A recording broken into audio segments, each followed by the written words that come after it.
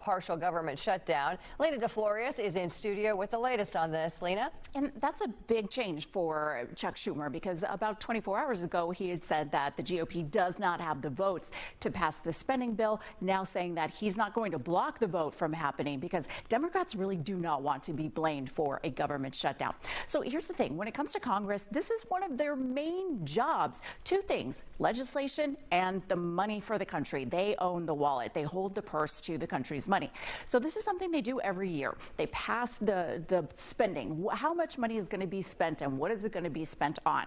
Now, in this particular case, there's a difference between mandatory spending and discretionary spending, right? Mandatory spending would be things like Social Security, Medicare, Medicaid. So those things are separate from this.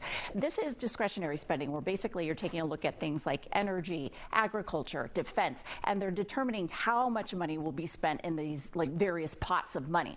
So in this bill, it increases money for defense, it increases money for Border Patrol and deportations, but it cuts money at some hospitals and some care facilities, and it also cuts money for FEMA projects, which may come into play with what you were talking about earlier about some of the FEMA bills not being paid.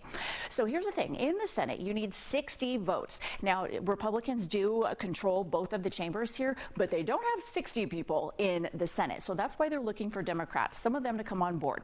They need a minimum of 7 Democrats to join with them to pass this bill. And the thing is, they don't have time to go back and forth. Democrats, a lot of them say they don't like the way the money is divvied up in this bill, but they don't have time or a whole lot of leeway here and control to go back to Republicans and say, hey, we'll sign off if you do this, because time is ticking here. So basically, Chuck Schumer is saying what Democrats are looking at is a choice between two bad options, in their opinion.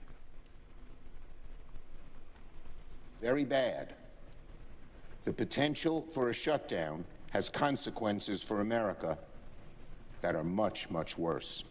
Therefore, I will vote to keep the government open and not shut it down. Well, if they do a shutdown, and ultimately that might lead to very, very high taxes, because we're talking about a shutdown, we're talking about getting to work immediately on the greatest tax bill ever passed. All right, so here's where we stand now. The vote has to happen today because it has to make its way over to President Trump's desk to be signed by midnight to keep the government up and running. Now, the president says the way the bill looks right now, as soon as he sees it, he's happy to sign it and push it through. Again, Democrats, we don't know where they stand, if they're going to be voting yes for this to pass it. Now, if it doesn't pass and there is a partial government shutdown, a couple of things would happen. You're looking at about 2 million federal workers. The numbers have changed since DOJ has stepped in and offered buyouts and some layoffs and some firings. But on average, you're looking at about 1 million federal workers who would be furloughed. So basically, they would be told no need to come to work today until this is over.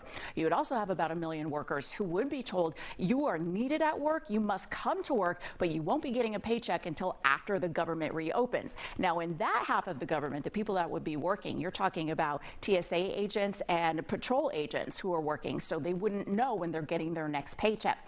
The last time we had a government shutdown was in 2018, crossing over into 2019. That was for 35 days under the Trump administration as well. So again, Democrats are facing, they don't like what's in the bill, but they also don't want to take the blame for a government shutdown, which is why these 7 to 8 Democrats are so important on how they're going to vote. And again, that has to happen today. Guys, back to you.